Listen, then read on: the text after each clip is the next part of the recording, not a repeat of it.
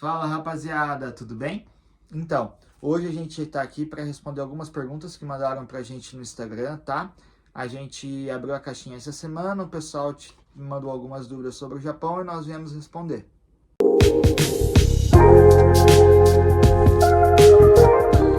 Gente, a gente vai responder umas perguntinhas juntas, porque é tudo complementar.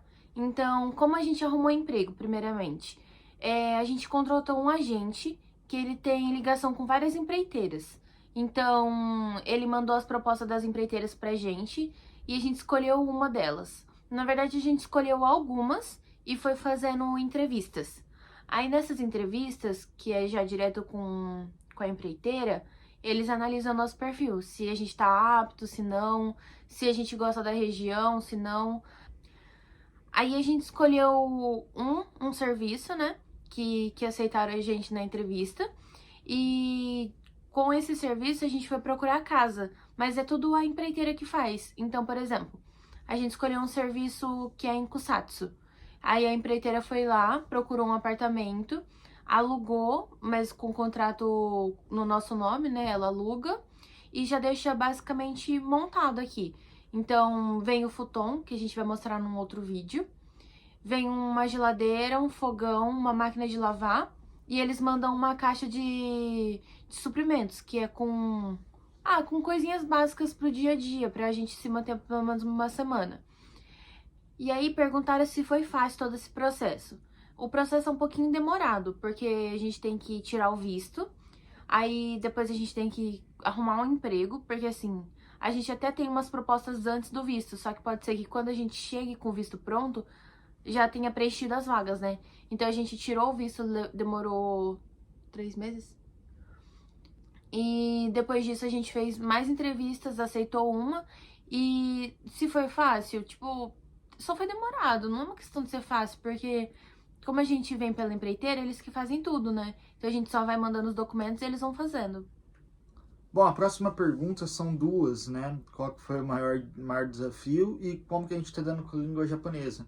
Eu acho que o maior desafio é com a língua japonesa, é muito difícil você não se comunicar, embora o pessoal está sempre disposto a gesticular, explicar, ter paciência no trabalho também, mas ainda é um desafio, ainda é um pouco demorado, situações que seriam bem rápidas acabam sendo muito vagarosas, né?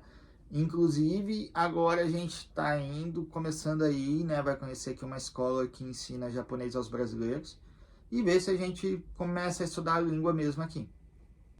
Outra pergunta que fizeram pra gente também foi sobre as férias, como funcionam aqui no Japão. Da última vez que a gente viu, né, as leis aqui, igual no Brasil, elas acabam sofrendo algumas alterações. A cada 6 meses você ganha 6 dias, né, de férias remuneradas. Só que esses 6 dias eles não são diretos, né? Você escolhe, chega na empresa e avisa e fala, olha, esse dia aqui, né, eu queria estar tirando as férias e tudo mais, e aí vai combinando certinho. Lembrando que aqui no Japão a carga horária é 8 horas por dia, né? A gente trabalha numa escala de segunda a sexta, 8 horas por dia, podendo fazer 2 horas extras. A gente nessa semana fez 2 dias 1 hora e um dia 1 hora e meia, né? Extra. E então os japoneses eles estão muito rigorosos nas questões de horas extras. Quando a empresa fica até mais, aí ela diminui a escala para 4x2, que trabalha 4 e descansa 2. Né? Aconteceram muitas coisas e começou a ter muito acidente de trabalho. A empresa que a gente trabalha é uma empresa que preza muito a questão da segurança no trabalho, então eles preferem que a gente faça mais devagar, com mais calma e não corra riscos do que muita loucura. Isso é um ponto legal de lá, né? Mas é basicamente isso também, galera.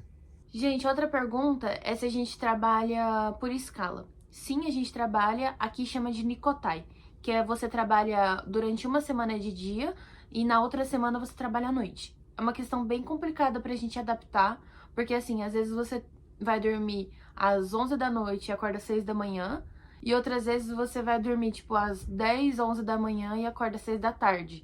Então, pra fazer essa troca é um pouquinho complicado. Então, essa é a escala. Uma semana de dia e outra semana de noite. E a carga horária é a mesma, independentemente se você tá de dia ou se você tá de noite. Aí você folga sábado e domingo. O pessoal perguntou também sobre a questão dos japoneses serem rigorosos. Na fábrica que a gente trabalha, o pessoal é um pouco mais jovem, então eles são um pouco diferentes da geração passada. Tem uns japoneses que são um pouco mais rígidos, mas eles são, assim, tranquilos em comparação aos outros. Mas é aquela questão, disciplina tem em todo lugar. Então, a gente chega na fábrica, a gente tem que estar trocado, pronto, parado lá, esperando começar o serviço 15 minutos antes, porque a gente tem que bater o ponto, colocar faixa, enfim, tudo isso. A gente tem que estar lá parado esperando 15 minutos antes. Aí quando a gente começa, quando eu toco o sino pra gente começar, a gente começa fazendo alongamento. Nesse alongamento, ele já passa depois todos os recados que ele precisa dar, quantas horas extras a gente vai fazer, e ele verifica se você tá com todos os EPIs em mão. Então, boné tem que estar na mão, óculos tem que estar na mão e as luvas também tem que estar na mão. E a munhequeira tem que já estar no pulso. Quando ele termina de ver, já vai todo mundo correndo assim pra esteira, que é onde a gente trabalha, né?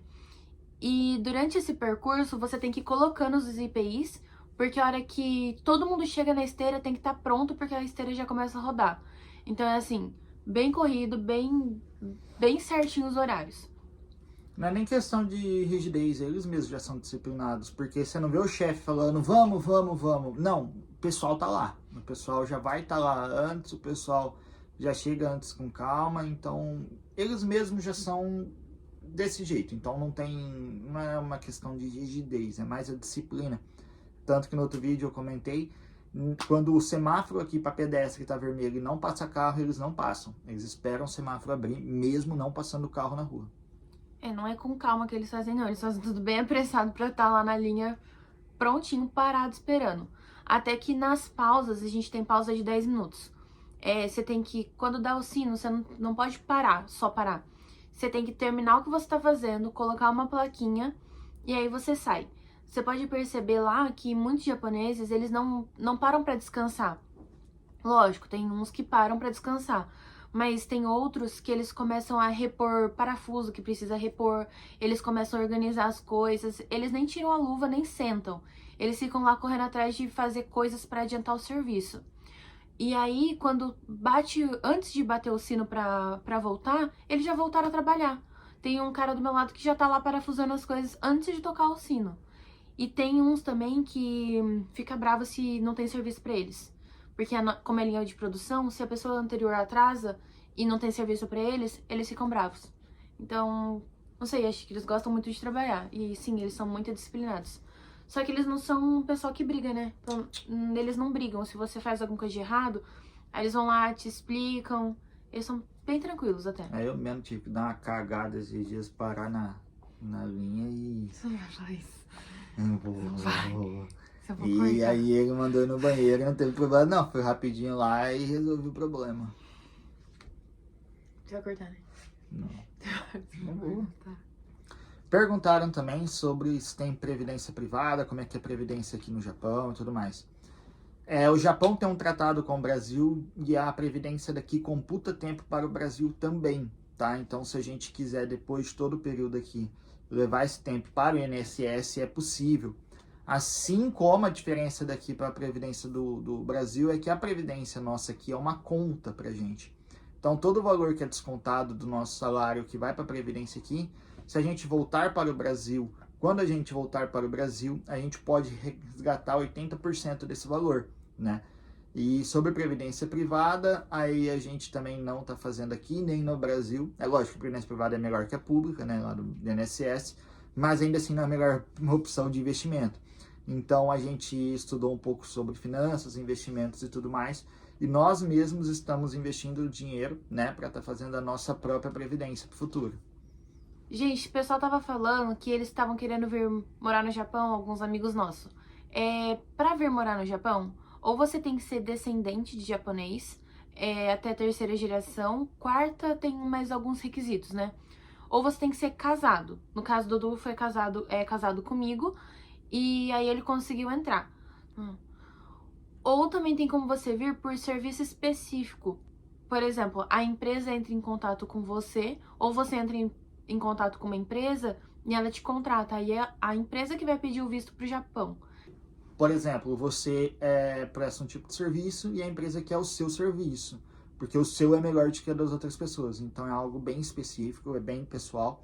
Então, por ser essa questão, normalmente acontece com engenheiros, é algo que demanda um pouco mais da pessoa em si, algo que é dela, e que não é qualquer um que faria com a mesma qualidade. E aí eles pedem esse tipo de visto.